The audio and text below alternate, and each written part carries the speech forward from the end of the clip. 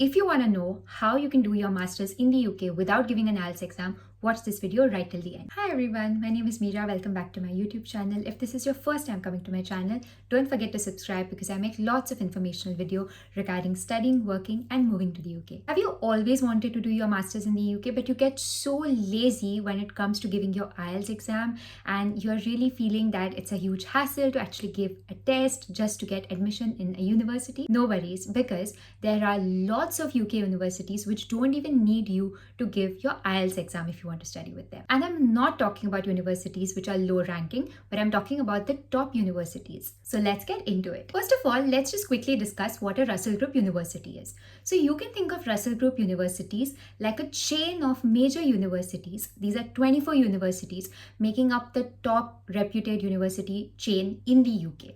And this is very similar to the Ivy Leagues in the US, or we have something called as IITs and NITs in India. So it's pretty similar to that. These universities are really reputed, and if you tell anybody that you've studied from them, people will know and they will recognize you. My suggestion to any students coming to the UK is to take a university which falls under the Russel Group, because you're spending a lot of money to come to the UK, adapt to a new country, probably take student loans. The least thing that you deserve after all of these efforts is studying from a good high-ranking university so that it's reputable and people actually know where you have studied from. Now that we have discussed what a Russel Group university is, let's talk about how these Russel universities actually accept students without IELTS. Before we talk about that, if you're a student and you're coming to the UK anytime soon and you haven't sorted your student accommodation, I really suggest you to sort your accommodation before you come to the UK, because that's very important. Every student wants a safe and secure place because they're traveling to another country, leaving their families behind. So I highly recommend everyone booking their student accommodations through amberstudent.com. They provide 24/7 support and these are really safe, really reliable. And Amber accommodations are near all of the major universities in the UK, especially the Russel Group universities we are soon going to discuss in this video. And you will get Amber accommodations near all of them, all of your bills and everything is included. If you want to book your student accommodation, please check the link in my description. Coming back to the Russel Group universities we were talking about. So let's talk about the top 5 Russel universities which will accept students without giving an IELTS exam. This university will accept you if you have already studied in an English medium language before. And all of the other universities we're going to discuss have a pretty similar rule. They will either ask you if you have done your school or your bachelor's degree in an English speaking course, and that will be probably true for most of the people. Or if you're not able to prove that you have studied in English before, these universities also give you an option to give other exams, and also you can prove your knowledge of the English language with Duolingo. These options are so much more convenient than actually giving the IELTS exam. First one is University of Glasgow.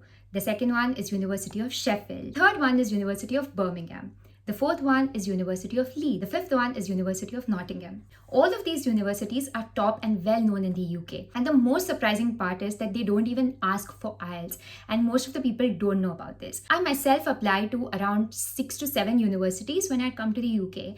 And none of those universities even asked me for an IELTS exam except one university, which was University of Warwick, and that was the one I ended up going to, so I had to give the IELTS exam just to go to that uni. But my point is that I applied to a lot many other universities and they didn't even ask me IELTS. As soon as I applied, they directly gave me the offer letter. It was an unconditional offer and all I had to do is pay the deposit and accept the place. So for many of you who have been postponing your masters just because you do not want to give IELTS or any special exam, now is the time for you to stop making excuses and take that step and come to the UK to do your masters. I just want to give a quick disclaimer note that these rules keep changing from time to time, so please check the university websites to find the latest information. Also remember that the rules might not be same for all courses. I basically come from an engineering background and I have studied in English and I was applying for cybersecurity courses. So for me, IELTS was waived off from almost every single university I applied to.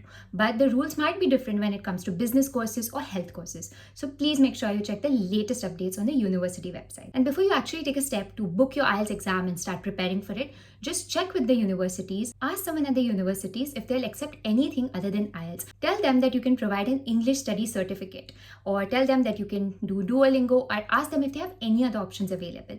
Also, another important thing that a lot of students do not know is that they think they need to give the IELTS and then they need to get a score and start applying to universities. But it's not that way in the UK. You need to first make your SOP, your LOR, shortlist universities, and then after that you need to apply for them. And they will accept you and they will either tell you you have a conditional offer or an unconditional offer.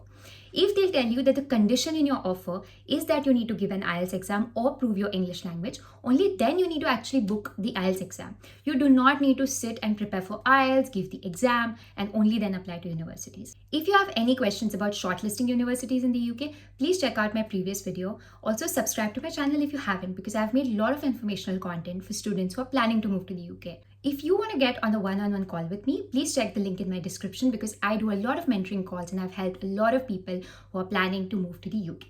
Thank you so much and see you next time.